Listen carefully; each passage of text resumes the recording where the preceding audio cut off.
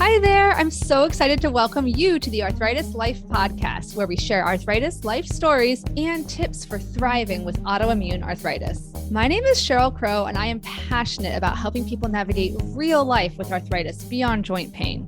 I've been living with rheumatoid arthritis for 20 years, and I'm also a mom, occupational therapist, video creator, support group leader, and I created the Rheum to Thrive self-management program. I am so excited to help you live a more empowered life with arthritis. We're going to cover everything from kitchen life hacks to navigating the healthcare system to coping with friends who just don't get it. Seriously, no topic is going to be off limits on this podcast. My interviewees and I share our honest stories of how chronic illness affects our lives. This includes discussions about mental health, sex, shame, pregnancy, body image, advocacy, self-acceptance, and so much more. You'll hear stories from all ends of the spectrum, from a person who's living in medicated remission from psoriatic arthritis to somebody living with severe mobility restrictions and severe pain from rheumatoid arthritis. You'll hear how people manage their conditions in different ways, like medications, mindfulness, movement, social support, work accommodations, and so much more. You'll also hear from rheumatology experts who just get it. We'll dive deep into the science behind chronic pain and what's the latest evidence for lifestyle changes that can help you thrive with arthritis, including exercise, sleep, nutrition, stress reduction, and more. This is your chance to sit down and chat with a friend who's been there. Ready to figure out how to manage your arthritis life? Let's get started.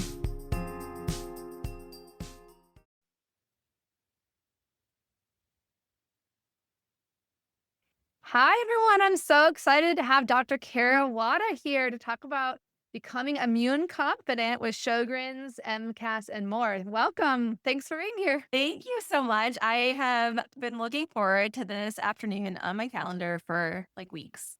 Hey, me too. Well, and what's really interesting is I was taking a look back and realizing the first time I had you on the podcast was 2 full years ago. But that one episode is my most watched and frequently commented on YouTube video on my entire channel. So we really struck a chord. That one was called It's Not Just Dry Eyes, Delving into Sjogren's. So you've been doing really wonderful work. I've just noticed in the 5 years since I started Arthritis Life, I honestly, if you'd asked me in 2020 what Sjogren's is, I wouldn't know what to tell you. I knew something about dry eyes. Yeah. But now there's a lot more general awareness, and I think you're doing amazing work in this area. Thank you. I mean, I think what was so humbling, to share a little bit of backstory for those who maybe are newer to the podcast and haven't gone to the deep cuts. But I think what was so humbling with my diagnosis was realizing how much of what I've learned has come from my fellow patients and did not come from my medical education. And an education that even had a focus on the immune system and many of the symptoms that are affected by Sjogren's. And even in spite of all of that, I learned so much more from the community. And it's kind of been with that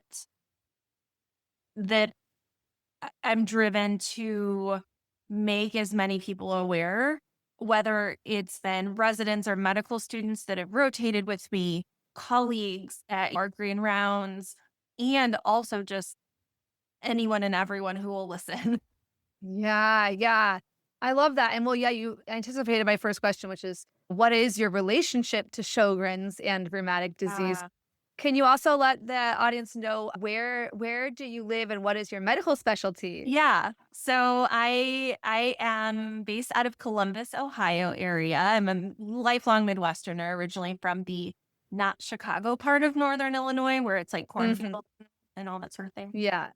I am board certified in allergy, immunology, lifestyle medicine, and I am over 3/4 way done through functional medicine training too. I see both kids and adults. I did both pediatric and adult training, like general training before my fellowship. And the really cool thing about allergy immunology as a field is no matter if you're a pediatrician or an internist or both, you get to learn how to take care of immune system problems in people across the age spectrum. So I didn't know that. Yeah, I it's did one of not the know that. few specialties that allows for that. And I think as someone who has a background of what's called med peds, so both pediatrics and internal medicine, it was a really Mhm. great fit because I love seeing people across the lifespan. I also knew though that I didn't have what it took to be a really great primary care doc, which is a lot and they don't get enough credit for it, No. that I wanted to focus in on the immune system. I've always nerded out in like immunology class and those sorts of and biology, how cells talk to one another. Like that stuff excites me. And that is the nitty gritty of the science that I am trying to think about as I am talking with a patient and really trying to get an understanding of their lived experiences. So I was diagnosed with Sjogren's disease coming up on was in 2019. So coming up on my 6 year Wow. anniversary soon. And it was within about 2 weeks of my daughter, my second born, at the time having an anaphylactic reaction to egg. We don't have any family history of food allergy. We didn't have any real family history of connective tissue autoimmune conditions. I had a couple cousins with inflammatory bowel, but this was all pretty seemingly out of left field. What I know now, maybe it wasn't. Yeah. And that really has been a huge turning point in both my personal life at home, but also my professional life as things have evolved. Yeah, I totally I can relate to being able to connect the dots in the past. Like mine also, when I was diagnosed with rheumatoid arthritis in 2003, it felt like I came out of nowhere. But then I realized my great aunt, her nickname was Flea, and she got that from the fact that she had such bad knee pain as a child. She had most likely juvenile idiopathic arthritis. Back then, they just called it juvenile arthritis, and she would jump around on the beach. Instead of being able to walk, she would kinda hop, and my grandpa said she was like a sand flea, so they called her Flea, that was her nickname, and but hers went completely away once she had her first pregnancy, so we know that the immune system can change things up. Mhm. But anyway, initially, it still felt out of nowhere, and then but you can kinda connect the family dots maybe.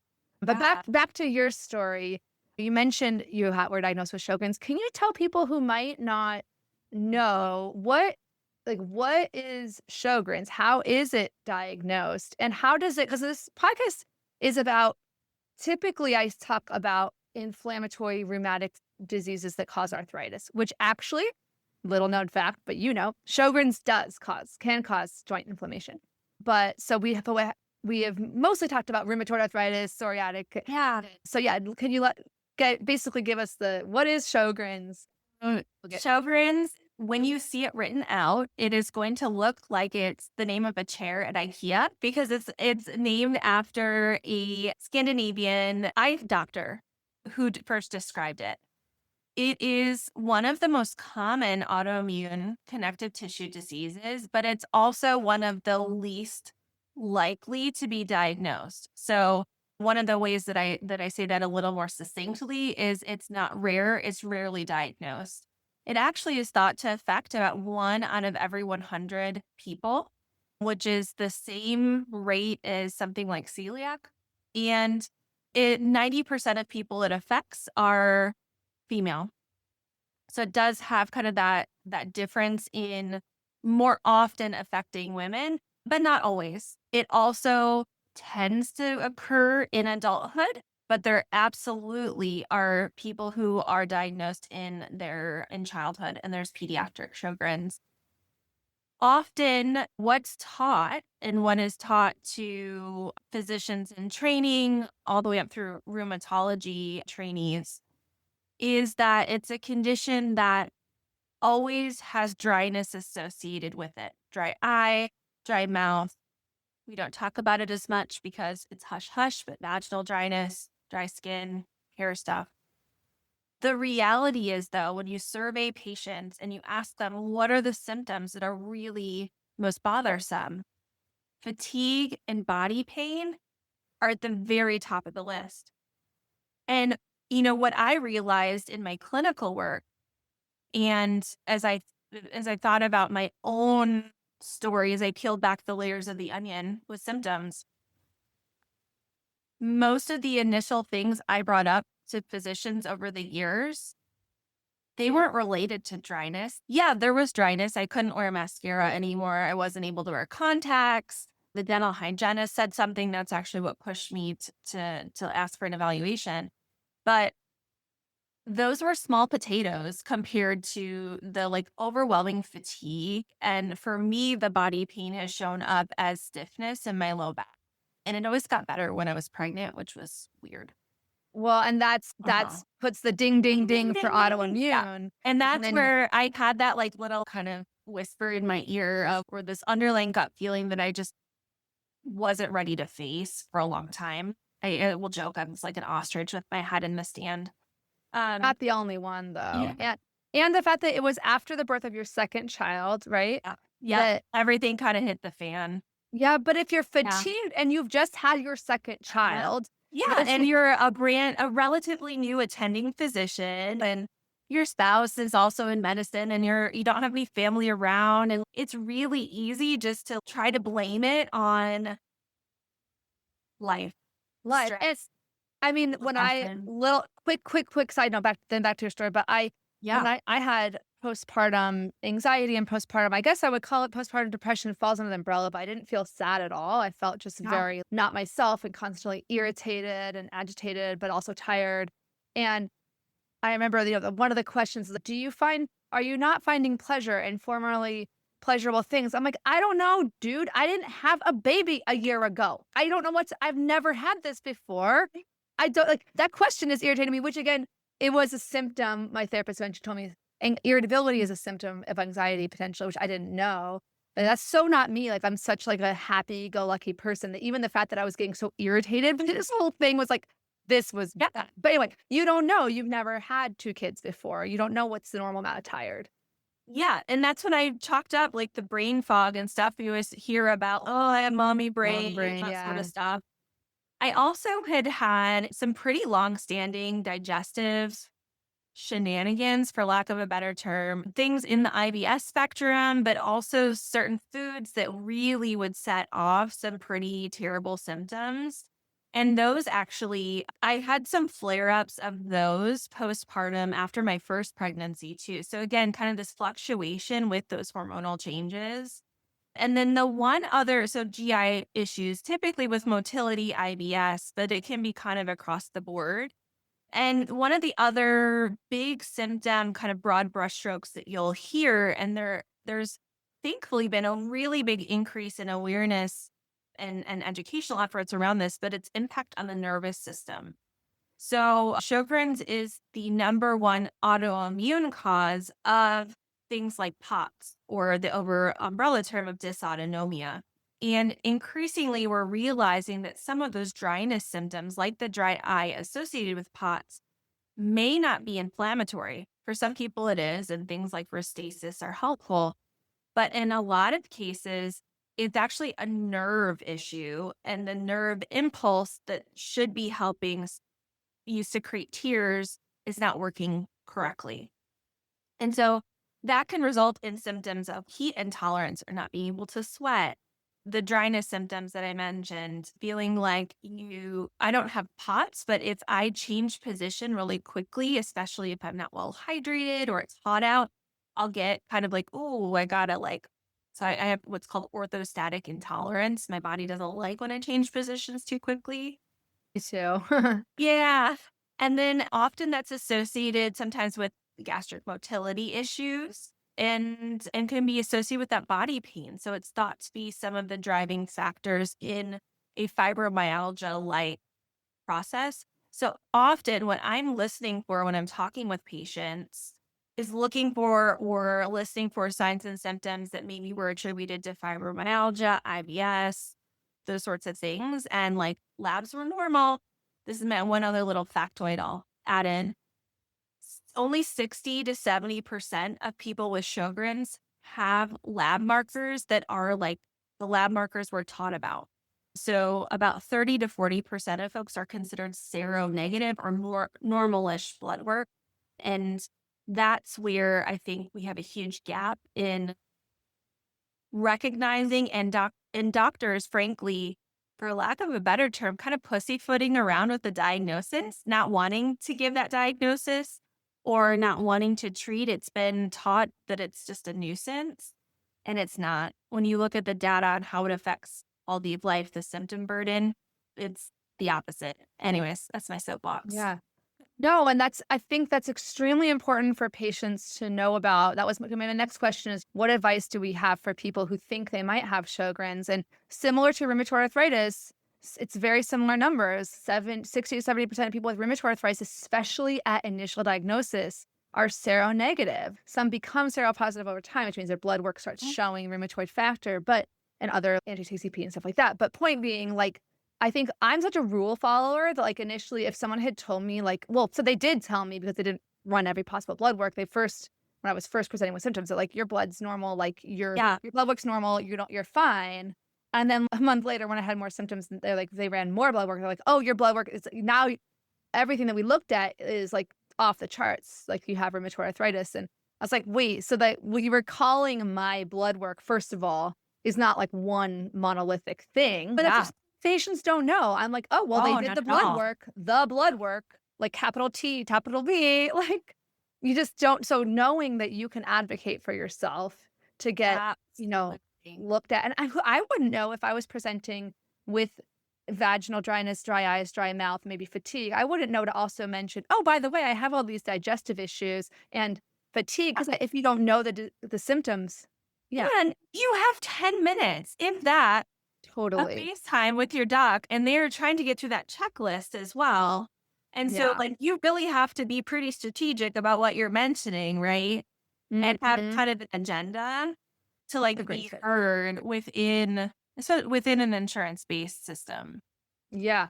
Yeah. And I think the only other thing I would add that's come up a lot in, like, my Room to Thrive support groups for the people that have Sjogren's, is the swallowing. Yes. Swallowing issues. And that overlaps with rheumatoid arthritis because there's a joint in your throat, cricoarytenoid. Is that how you pronounce it? I just know how to read it. Yeah. Yeah. I could feel that sometimes. It sometimes actually clicks on my right side if I'm a little bit inflamed. That could also just be like postural. And if that's inflamed, it could be inflamed from rheumatoid arthritis, like that overall inflammatory type pain, or it could be you could have issues from swallowing due to Sjogren's because you don't have enough lubrication, right? Or neurologically, it's those impulses, like you mentioned, are not being sent accurately. So you have the sensation of food being stuck in the throat, which, how could you not be anxious, by the way, if that happened? I would freak out. Like, absolutely. Yeah. So know that if you're having a lot of swallowing issues and some of these other systemic issues, that it could be Sjogren's. Is there any other advice you have for somebody who is suspicious that they might have Sjogren's? I think so. A few things really critical to do a bit of homework before your appointment and kind of get your ducks in a row in regards to just sit down with a pen and paper or typing, however you get information out, and organize it. And I think it's really helpful to let your doc know from the beginning of the visit, or even when you schedule the visit, these are my goals for this appointment. And are you able to partner with me on those or not? That's super helpful.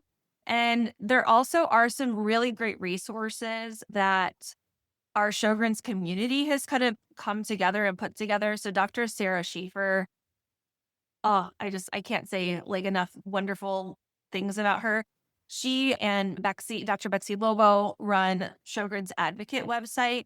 They have some incredible one-page resources that if you're getting pushback from your doc, Dr. Sarah is a physician herself. And so she wrote it kind of from that dual perspective as well. And here's the evidence. It's all cited, but it's also very concise. It's one page, knowing that a doc doesn't have the time to do a big lit review.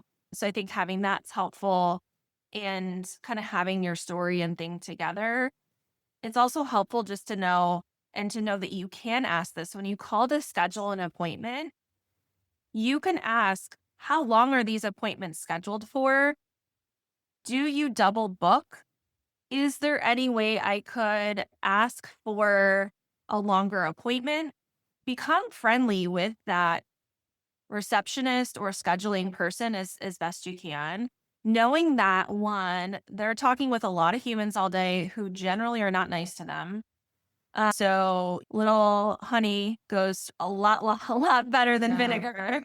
Um, Yes, yes. and just kind of trying to tease that out. I think those are all helpful tips that I've passed along. Those are so helpful. And I will definitely put a link in the show notes to the sjogrensadvocate.com Yeah. resources. They even, I mean, so well organized. There's even a page that just says self-advocacy for diagnosis. I'm like, Yeah, it's so great. And so I actually ended up putting together like what I call the Sjogren, I think I call it the Sjogren Superhero Starter Kit. It's like this yes, free resource, right? And the first things I linked to were Dr. Sarah's things. So it has like a pre-appointment, like little workbook for people to think through, answer some of those questions on their own. And then links to all those resources because it was pretty silly for me to like reinvent the wheel. I think there's so much work to be done, and we need we need to be like coming together, lifting each other up, and there's so much healing in that community. So if I could connect the people, it's great. yeah. No, that I just got back from an Arthritis Foundation like volunteer summit event that was so great. And it really reinforced to me as well the importance of community in the patient experience. We're all on the same team. We're all trying to get good care. And actually we are on the same team as our doctors. Now, insurance companies might be different. It was actually funny. There was one insurance representative though in the room. I realized, oh, okay, gotta be. But they're trying to work to make the system better because sometimes you have to work within the system. Anyway, but yes, Yeah. I think these are extremely helpful pointers. And I think a lot of them apply for people seeking like a rheumatoid arthritis diagnosis as well, to really organize yourself as much as you can ahead of time, really pay attention to the pattern of your symptoms, what makes them better, what makes them worse. Is there any kind of rhyme or reason? That can really, because you can kind of almost anticipate the questions the doctors might be asking you. So, It's we try to be detectives. yes. Yeah. And it's like you mentioned, partnering with your doctor. That is, you're not an adversary. Or if the doctor feels like an adversary, they're kind of like, oh, you're just trying to like doctor shop to get a diagnosis, then might not be the right doctor for you. So, Yeah. I was gonna ask also just I know the main focus that we're leading up to in this episode really is like what does it mean to be immune confident? I really love that phrase that you have a whole program now about becoming immune confident. So we're gonna get there. But I wanted to have one more minute to or one more little section on MCAS, mast Yeah.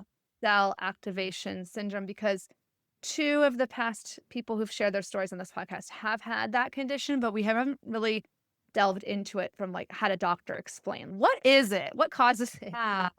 So mast cells are white blood cells or infection fighting cells that are responsible for helping our body determine if we are safe or not safe in our environment. They do that along with our nervous system, like our sensory nerves, and they are found in the same locations. So they are working together, and there's a lot of crosstalk between these mast cells and our small fiber nerves. These cells are found in all the places in our body where our body is going to interface with the outside world. So our barriers, our skin, our respiratory tract, our gut, our genital urinary tract. They're also like those barrier tissues also are our connective tissues, right? Most of them. And they're also found near blood vessels. So they're kind of helping with this crosstalk between all these different systems in our body. And as allergists, we've been interested in mast cells for quite some time because we realize that they are responsible for essentially all the symptoms we attribute to allergy: itchy, sneezy, hives, wheezing, anaphylaxis, which are those whole body reactions. As allergists, though, we have been a little preoccupied with the fact that a specific protein or antibody that we can create called IgE functions as a receptor on the surface of these cells. So if you're someone who's allergic to your puppy dog or you're allergic to peanuts, you make a specific IgE protein that recognizes peanut or puppy dogs. And when you inhale puppy dog dander or eat peanut protein, that triggers those mast cells to release all these chemicals that are pre-made inside of them. And it also gets some machinery going for some later actions. But some of those preformed little packets of chemicals include histamine, tryptase, prostaglandins, leukotrienes, whole bunch of things that then tell our body, danger, danger, there's a problem. And it's in this, and triggers inflammation, but it's in this allergic flavor of inflammation. What we've neglected to put much emphasis on, like we've known that this happens, but it hasn't been a real emphasized aspect and hasn't been super well researched, is that these cells don't get triggered only by those allergy proteins. They have dozens, if not hundreds of other types of receptors on their surface that also can trigger them. So we've known for a long time that some people are more sensitive to opioid pain medicine. If they have a surgery and they get morphine, they get super duper itchy and hivey, maybe more than the average person. Though there's a specific receptor on those cells called the MERG receptor that medicine works through. Or heaven forbid you have a bad infection and you need an IV antibiotic called vancomycin. We've known that if you infuse vancomycin too quickly, that a lot of people will get a histamine reaction. They'll turn red and get really itchy. Or with contrast, for a CAT scan with contrast, another irritant for those mast cells. Some people, if you Google, it's a long term, but dermatographism, it means writing on the skin. Some people, just that pressure or scratching on their skin, that physical disruption will cause hiving. So folks with mast cell activation have an abnormal increased response to stimuli that their body shouldn't be responding to. The big problem right now is that there are two main camps of healthcare professionals, doctors, that have differing views on what those diagnostic criteria should be and how we should be taking care of these patients, and they don't get along very well. And so as a result, the care for folks with these conditions, for a multitude of other reasons too, they can affect you from head to toe. And typically patients will play this game of hot potato, getting referred from doctor to doctor. They'll go see the allergist. The allergist will do their allergy testing, which won't be super helpful because usually it's not true allergy that's driving the process. And it's a mess, frankly. But patients are really suffering. And we've seen a pretty significant uptick in the number of patients we've seen with this constellation of symptoms in recent years. And we think COVID probably added lighter fluid to this whole situation, like it did with other autoimmune conditions too. So it's not specifically an autoimmune condition. I consider it, in my mind, an autoinflammatory process. So it's still inflammatory. There is often some sort of internal increase in the set point, but typically there aren't necessarily those antibody proteins that are triggering it, which is often the distinction between autoimmune and autoinflammatory. That's really helpful. I actually think I was going to ask, would it be correct to say, because I often have to stop and remind myself what the difference is. The autoimmune is like you're making antibodies to your own tissue versus autoinflammatory is there's inflammation happening, but it's not towards your own tissue. Okay. Yeah. And well, often it's driven by more of the innate immune system, which is kind of we all, like almost all beings have some your innate immune system doesn't necessarily learn in the same way over time as your adaptive immune system. Okay. But again, this gets really muddy really fast, but those are the broad brush strokes. And then, no, that's very helpful because I've been hearing more about it. And again, another condition that even though I really had started specializing in rheumatoid arthritis, I had it heard of it, even though it's one of those ones that if you have one autoimmune or autoinflammatory condition, you're more likely to have another. So it's good to know about. Absolutely. And so it's interesting. There is absolutely zero research to back up what I'm going to say. So that is my disclaimer. I strongly suspect, based on what I'm seeing and hearing clinically, that there is a relationship between Sjogren's disease and mast cell activation. Similar to how we will sometimes and suspect we're seeing the same overlap with hypermobility and autoimmune or mast cell issues and dysautonomia. Sjogren's is, I talked about, a lot of dryness at the barriers, right? So if you have a breakdown at the barrier where that interface of the body's insides and outside, and more permeable or leakier, there's more opportunity for those mast cells to be seeing more of the outside environment and, frankly, freaking more out. Yeah. It's such a fascinating concept that what these systems are designed to protect you and keep you safe.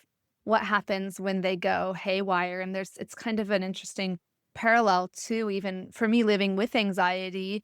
It's a similar thing, right? You're like your anxiety is there to protect you, but when it gets too out of proportion to the actual threat, that's when it's not helpful or adaptive anymore. Well, and here is kind of this I always tried very carefully with patients because so often our anxiety, especially as women, is weaponized against us. Yes. Yeah. But our brains and our bodies are not separate. Yeah. And so there is some data to suggest that there can become an abnormal feedback loop where if your brain is sensing that you are not safe, like that lizard part of your brain is like not safe, that is priming your immune system to be more hypervigilant. And Yeah. so often when I'm talking with patients about kind of taking a holistic approach, we're talking about some of this mind body medicine and getting a sense like, how comfortable do you feel with this? Does that sit well? I've had a few patients say, hey, no, this just feels like gaslighting. And I'm like, cool, we're going to stay away from that. That's fine. But it can be helpful. Yeah, and I think it's all I've thought a lot about this too because yeah, I would say been medically gaslit when it came to my initial diagnosis where they said you're just anxious, you're not sick, as if it's impossible to be both anxious and sick. And also as if it's not rational to be anxious if your body's like breaking down and you have no reason why. But anyway, but it is because of that I was so resistant to therapy or addressing my mental health because I had felt so the example I use is I felt like my body was on fire and I went to the firemen and they were like, or fire people, and they were like, you have a disorder called like person who thinks their body's on fire, but it's not. And then 2 days later, it's, oh, actually your body's on fire. We believe you now. I didn't change. You changed. But anyway, it's hard not to feel defensive. So I have a little bit of kind of maybe explanation, I think, why that happened so much. Like why we put so much stock in labs. When we're in a system that expects us to see a new patient every 10-ish, 15-ish minutes, depending on 8 minutes, depending on what field you're in, you have to start defaulting and kind of making some of these cognitive like shortcuts, right? Yes. Yeah. In order to get through your day and not just be like, "Ugh," and get bogged down. And so we have grown up and had our training in a time where we've had this incredible increase in our availability of blood work, lab tests that give us black and white answers. And I think we've become very over reliant on that and don't allow ourselves to give as much stock to the patient's lived experience. Yeah. And take the time to actually let that sink in and use our history taking and physical exam skills like we initially were taught. That's still what's emphasized in your first few courses, right, in med school. But when push comes to shove and you turn up the speed of that conveyor belt, all that goes out the window and you focus on that black and white because that's what's in front of you and that's what can get you to the next room faster. Yeah. And survive your day as a human being too.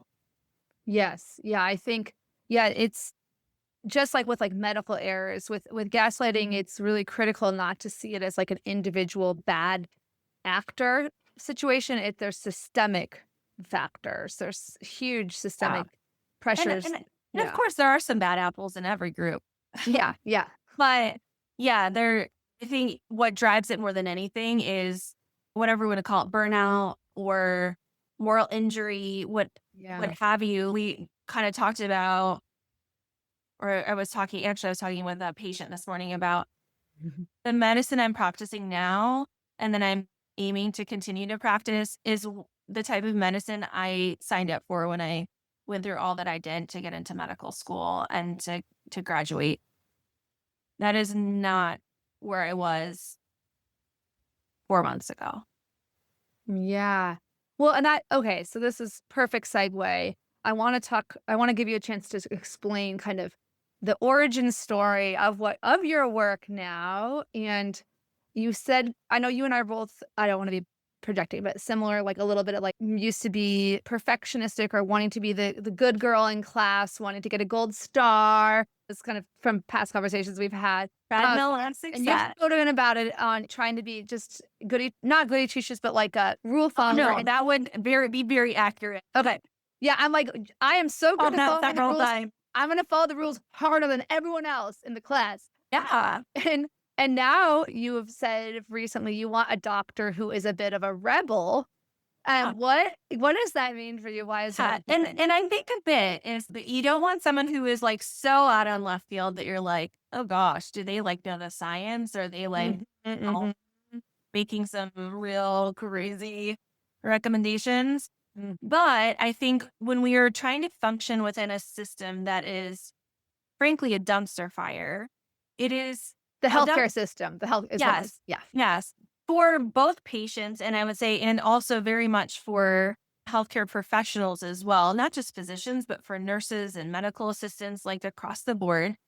It can really, I think, help to find someone who is pushing back against the overwhelming pressures to see more people in less time. And that's kind of where I'm coming from that rebel. Someone who is willing to and able to take that time to, one, and I say this for any healthcare professionals listening, realize the importance of their own health and how that influences the health of their patients or clients. Because I can say when I was not taking care of myself, I was not able to take care of my patients to the best that I would want and they deserve in regards to my own ability to listen, to take on their lived experience, to think with curiosity and creativity and how we're going to make a personalized plan for them, to meet their experiences with compassion and empathy. Like, you can't do that if your own cup isn't at least halfway full. And the current system requires a rebel in order to do that almost across the board. So essentially things kind of came to a tipping point last fall when I got word that my salary was going to be cut again. And I went to leadership and just said, hey, second most senior in the department, I really love caring for patients with complex immune system problems. These patients take longer to see in the office. Kind of made my case. And unfortunately, with how medicine is reimbursed and reimbursements from insurance have not kept up with inflation and other things.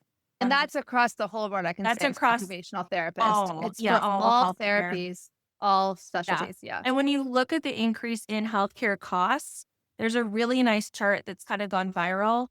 It's not cost driven by physicians or other healthcare professionals. It's the cost of doing business. It's cost of administration that's really Middleman, driving those up. yeah, yeah. And that's a lot of the issues when I was in a larger organization, I had no control over my overhead. the cost of rent or how much staff I had or supplies and all those things. And so I made kind of the really tough decision to leave a job that I genuinely loved. I loved the people I worked with. I loved my patients. I loved having the ability to help teach future physicians, both kind of across the spectrum of their training, and to embark on doing things a bit differently. And so I opened what's considered a direct specialty care practice. So what does that mean? It means I am out of network with insurance. I contract directly with my patients. Patients are able to, if they have out of network benefits, they are able to submit some documentation with the hope that they might get some reimbursement. That was a tough decision for me to make because I realize how expensive it is to be sick and to have a chronic illness.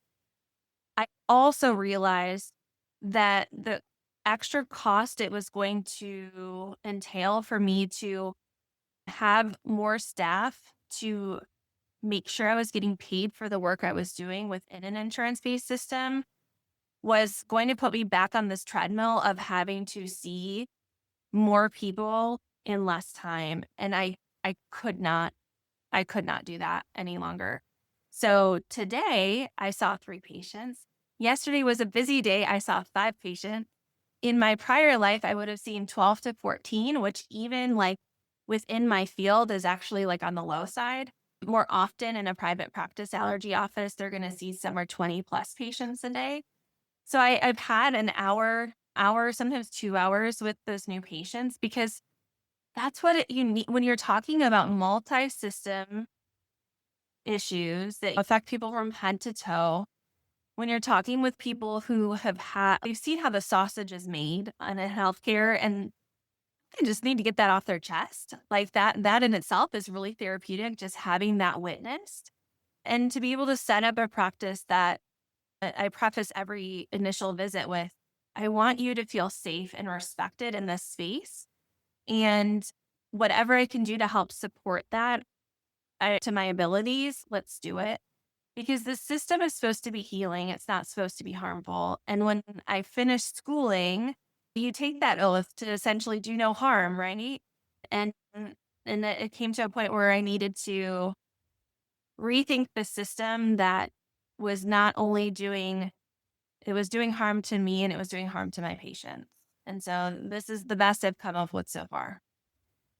No, and I think it's very commendable. And I think I've tried to highlight the work of people like you on who are really trying to figure out creative ways to better serve patients. I mean, it is just beyond tragic that you were basically told in the conventional healthcare system that because you wanted to see is let me know if this is right to say, because you were specializing in seeing patients with more complex issues, you were each year being told, okay, because you're choosing to see these difficult to treat quote unquote patients, we're going to give you less and less money. That is so opposite. It feels like the people who are Because from a system standpoint, they make the system less money. why? I'm not putting them on allergy shots. I'm not doing skin testing. Like those are things that are the bread and butter of an allergy practice and essentially keep the lights on. So So in every new patient, and actually this happens with occupational therapy too, where the new patient evaluations, an hour and a half, I would spend an hour and a half in pediatrics doing a new patient evaluation.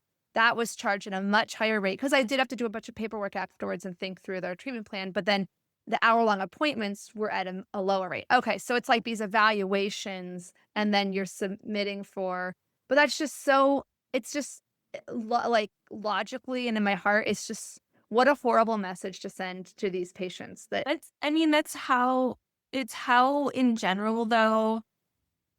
One of the big issues, global issues with how healthcare in the US is reimbursed, specialties that are more quote unquote cognitive, that are evaluation and management or E&M type visits that are non-procedural visits are billed at a much lower rate than generally procedural based things.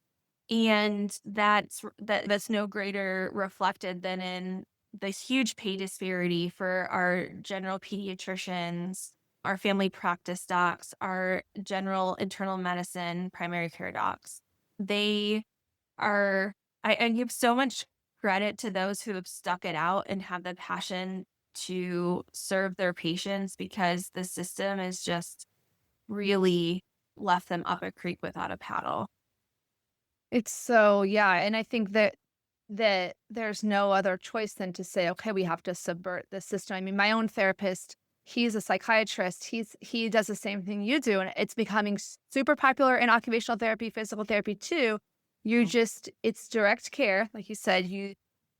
I pay my doctor out of my credit card, so I get the miles, I get the credit card points, and then I submit to my insurance, and they cover his services, so psychotherapy, at the out of network rate. So he charges X amount of money, and I get that reimbursed into my bank account from, and it only takes a few minutes for me to upload a super bill. I always thought a super bill was like this big thing. It's like 2 pages from my doctor, my receipt and my super bill.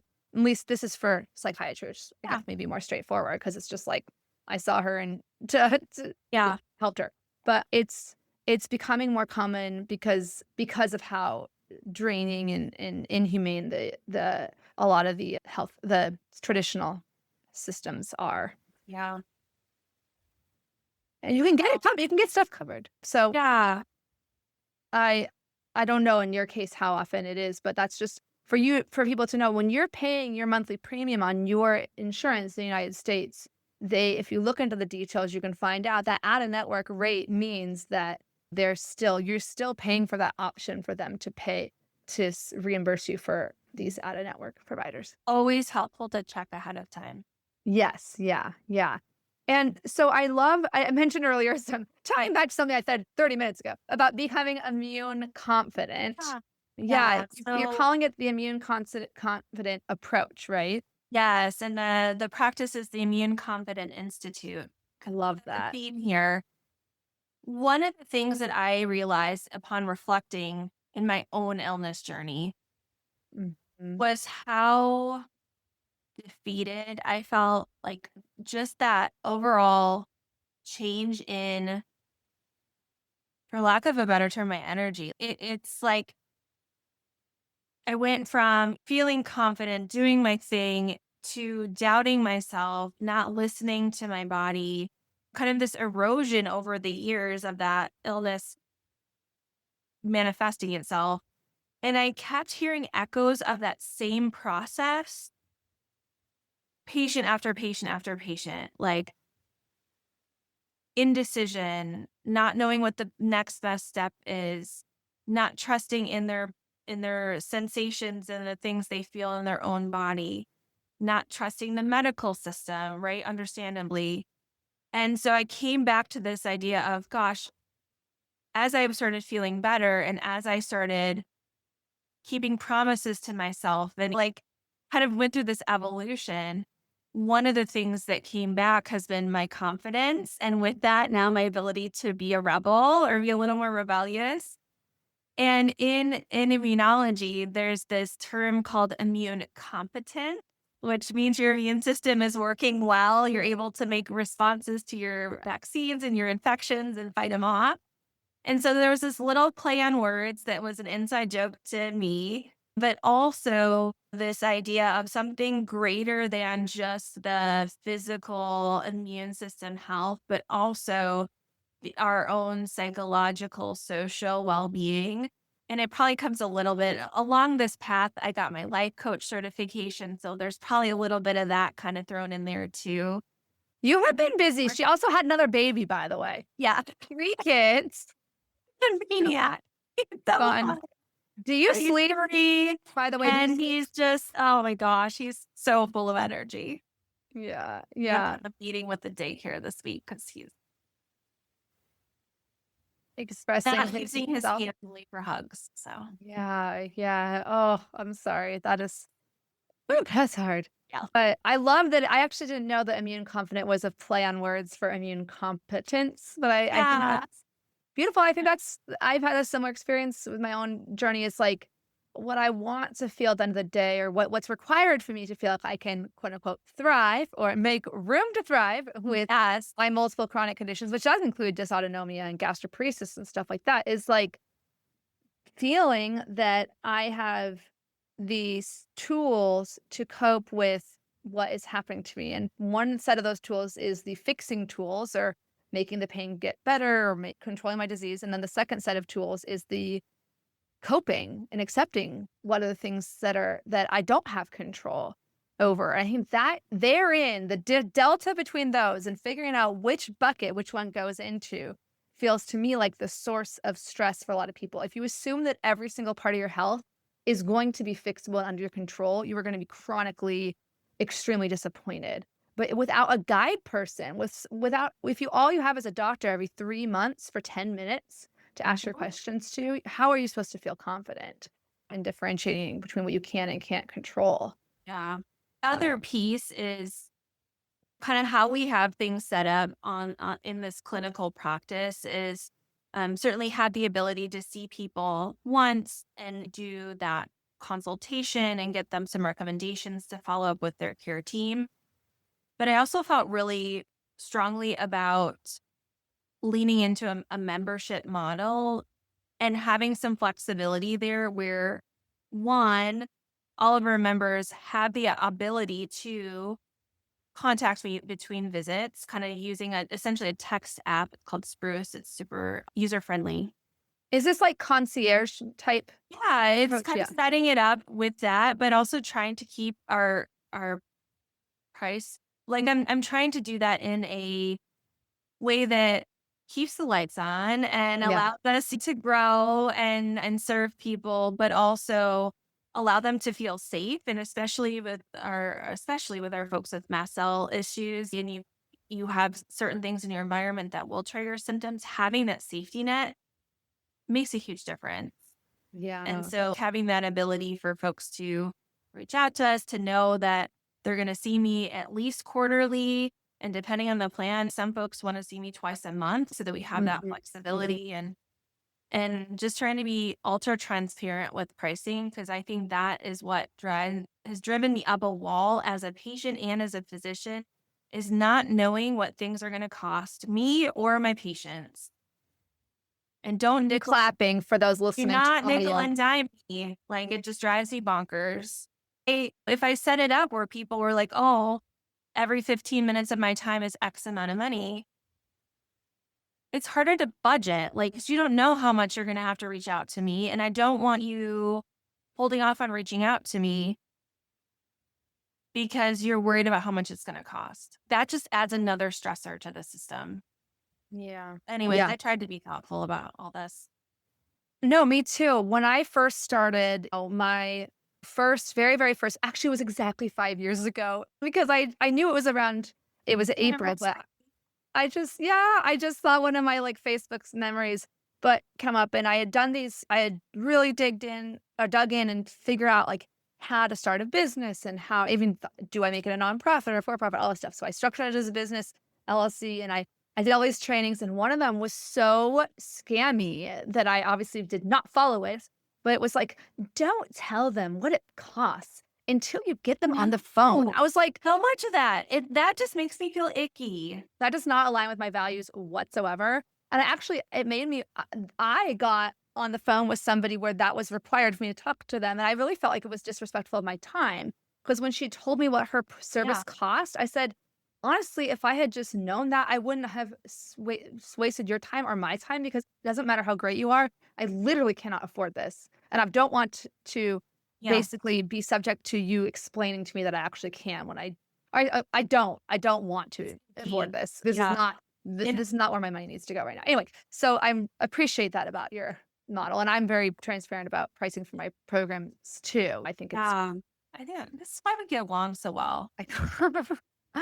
we were saying before we started recording that we were both speakers for sisters. Yeah, but we were speaking at a conference, and I was like, "Are you sisters?" It was so cute. I was like, "Thank you."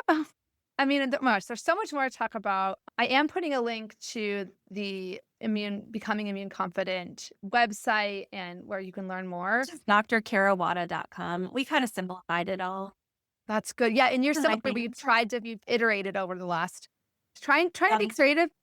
And that's good, right? You just don't want to. You won't want things to be stale or whatnot. You want to you want to change things according to the needs of the people that you're meeting. The last thing, if you have time, I would love. I know you've been talking about your clinical trial you're participating in for Sjogren's.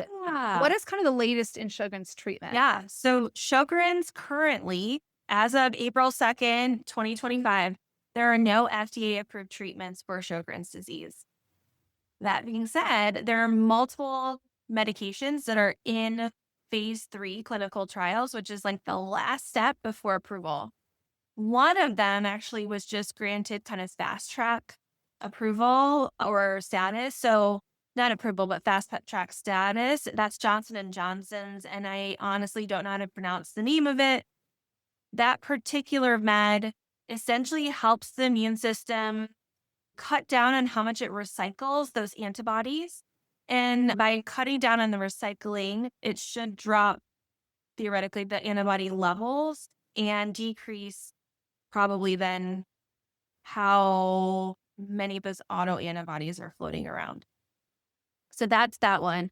I am in between month 8 and month 9 of the OASIS trial, which is dazodalibep. It is a 90-minute infusion that I get every 4 weeks. When you participate in a clinical trial, you have a chance of getting placebo versus the active medication. In this particular trial, there are actually 2 arms that have the active med and 1 placebo because they were trying 2 different dosing, like ramp up dosing. I'm pretty sure I'm getting active medication because I have seen more tears and saliva and other kind of symptom improvement. I've also had a little whiff of side effects, but nothing that would prevent me from being like, infuse me. I do have to drive an hour each way because the location is not in my city. It's out in Dayton, which I'm very thankful I have the ability to do that and the flexibility in my work to do that. One of the other benefits, so one of the questions that's asked about participating is why would you want to participate if you could be driving out there for a year and be getting sugar water in your veins or salt water? How my thinking is, and this is just my thinking, there's something at the end of the trial called open label extension. And so as I was weighing those pros and cons, what I really thought about was, would I be okay or it wouldn't be ideal, but if I got that placebo for a year, I still would have access to the actual drug, probably at least a year sooner than just a random Jane patient. And to me, that felt okay. But everyone has to make that decision on their own. Yeah, I think that that's such a great thing that most people don't know about unless you've looked into clinical trials, that if you don't end up getting the active medicine and the medicine ends up being safe and effective, then ethically they do feel it's necessary and important, which I agree, to give so that you're not giving preferential treatment to people just through random assignment. You're saying, okay, well, you got the salt water, but now we're going to give you the med. I think that makes a lot of sense. And I think it's really exciting to hear that there are more treatments. And there's more in the pipeline too. It's what you will see. So this is like the crystal ball, is you're going to see a big increase over the next probably year of disease awareness initiatives. So this is what pharma does. Pharma will start talking more about the condition, getting more the word out, usually about a year or so before the treatment is approved. Then they'll start advertising the treatment. Now, we'll see if this may change with some of the changes in all that's going on in the world, but that's typically how things have played out. I mean, it makes sense. Especially, it's such a circular problem when you have a condition that people might not even know that they have, that you need to get the word out about it. I know that for those who also might have like lupus or rheumatoid arthritis, there's a lot of clinical trials going on right now in CAR T cell therapy. I know they are for Sjogren's as well. Yeah. They're mostly in First patient, I think, was treated up at UW Wisconsin. Oh, That's so funny. We have a little rivalry because I live near UW. Yeah. So, no, but that's really exciting because that's leading to the possibility of a long-term drug-free remission, which of course would be ideal, would be effectively like a cure, people are saying. So I'm excited for that. Oh, Yeah. Well, I'll definitely be sure to come back and I can update the show notes when you find out whether you had yeah. the placebo or not, maybe. It's about a year-long trial. So, Okay. yeah, maybe midsummer, I think. Okay. We'll I'll get try to remember those yeah, listening, keep me accountable. exciting. If you're listening to this in summer 2025, remind me. Hashtag remind me. Yeah, and so I thank you so much. This has been so great. We always feel like we have so many more things we could talk about, but time-wise, I want to give you time to get to your kiddos and me to Well, my they're next. going to come busting in and Yeah, probably come that's join the show. that's okay. Yeah. What is some of your best words of wisdom for somebody who might be listening who's newly diagnosed with maybe Sjogren's or MCAS or a similar condition? As best as you can, try not to get stuck in the overwhelm. I think just take a deep breath and a pause, and then think about what is that next best step I can take, like little baby step. Don't feel like you have to, I'm going to use all the cliches. Rome wasn't built in a day. Do not do what I did, which was, excuse the expression, balls to the walls, trying to make everything perfect, leaning into that perfectionism stuff.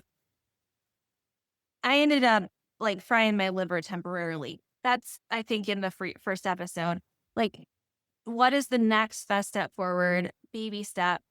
Treat yourself with some compassion, and it's okay. It'll be okay.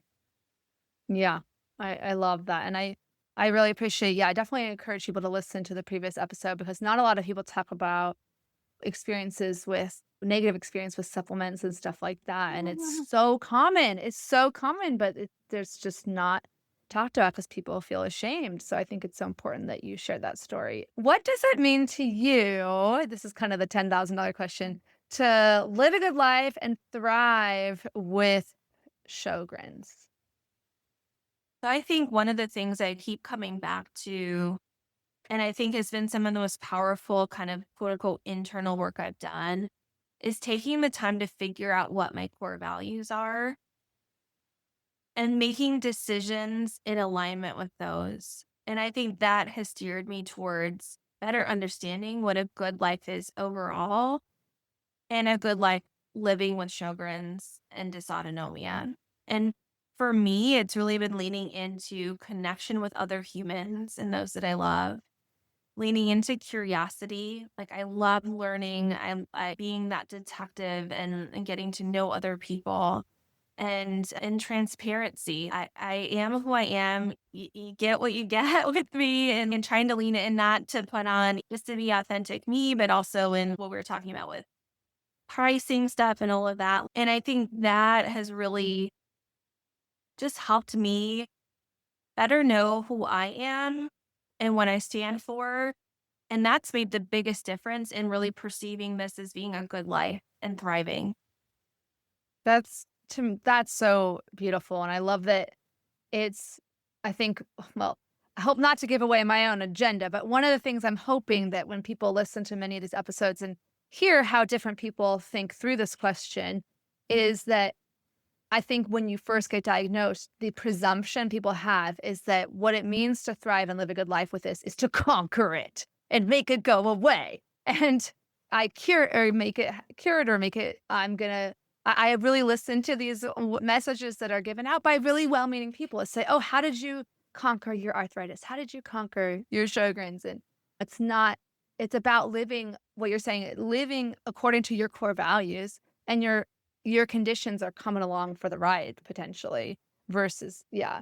I just thought It's putting yourself back in the driver's seat and and also not holding on to the wheel. Yes, I think this is like a perennial topic for me. Yeah, the acceptance piece has been I was dragged kicking and screaming into acceptance. But once I got there, once I opened myself up to the possibility of accepting that not everything's under my control in particular, it was such a gift to be able to let go of control, but it felt impossible. It felt like there's no way I'm going to be happy with that. There's no way I'm going to be okay with not being in control. And then once I did, it was like, oh, like that what you hold holds you. I was being held back by the idea that I just need to control everything. And now the world is more open to me. Anyway, that's my story. But this is so great. And I love values work. It's funny, when I first made the Thrive acronym for the Room to Thrive program, the V, I struggled with what the V should be at first, because I had the ideas of what I wanted to teach and what I knew was helpful. But I was like, I want this to fit into the Thrive. I wanted to spell out Thrive. And I was like, V is going to be, I know I want to talk about values, but I was like, is it going to be exciting enough to people? Like, values, are they going to just be like, blah, what? Like, why does that have to do with arthritis? But it's everything to do with quality of life. And if you don't know what your core values are, then you're constantly going to be changing the goalposts and just going with the whims of what other people say is important. So anyway, I love that you have that in there. And then, is there anything else that, now that your kids are trickling in home, and my dog, I told them they could watch the TV, so they'll be excited for a little bit. Yeah. As now that they've been a bit of a stay-at-home mom with them after school, I've tried to, anyways, find that balance. But I think the only other thing I wanted to make sure folks know is, although I'm located in Ohio, I am licensed in a whole bunch of states. So that list is being kept updated over on my website, drcarolwada.com.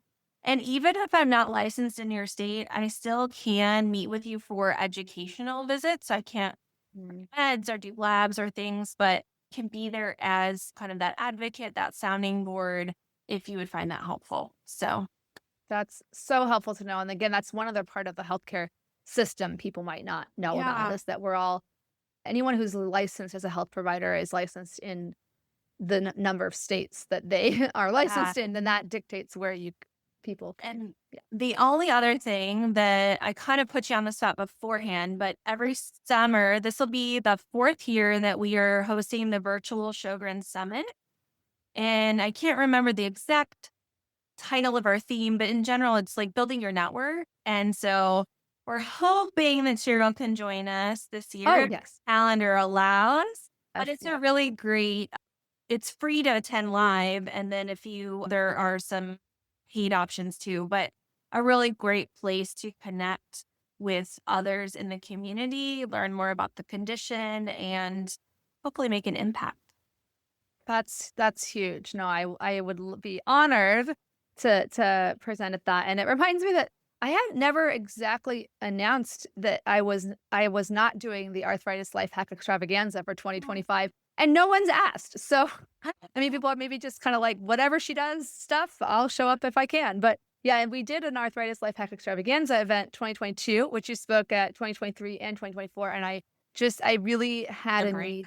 Yeah, I needed to really take a step into the 20,000 foot view and really assess, like, where does my energy need to go? And I'm redoing some things or improving some things with the Room to Thrive program that I'll be announcing later in the spring. So anyway, again, it's funny because you think, oh my gosh, they're all going to be so disappointed. Literally no one has asked.